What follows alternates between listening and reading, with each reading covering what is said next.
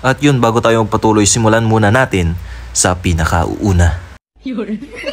Wala pala akong na-record sa unahan, kaya dito na lang tayo magsimula agad sa may Gandara.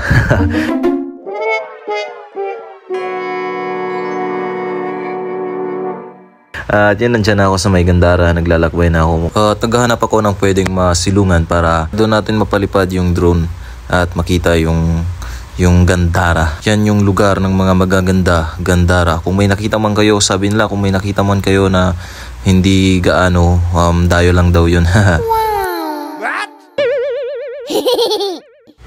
Joke lang yun. Lahat ng tao may angking ganda. Wow. Yan, at tayo ay magpapatuloy sa ating paglalakbay dyan sa may diversion ng Gandara. Ngayon ay nananatili pa rin tayong naghahanap ng masisilungan. At i-pass forward na natin to kasi baka humaba na yung video.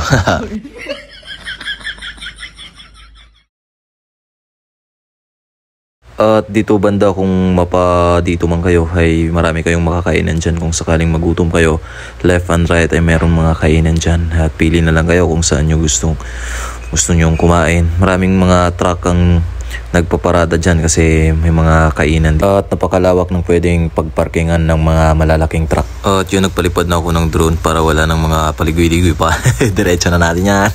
At yun, nagpalipad na ako ng drone at nandyan natin makikita. At gusto ko sanang bawasan yung mga background music dahil sa mga copyright na ating mga nare-receive sa mga music. At di pa rin talaga maiwasan ang mga background music. At sige, music please, bahala na.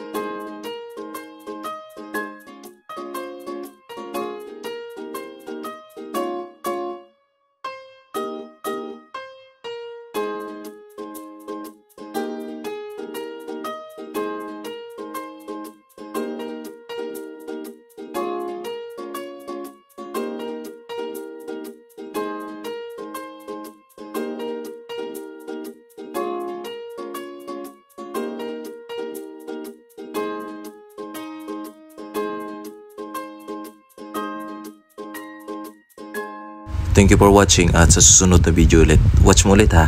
Bye bye.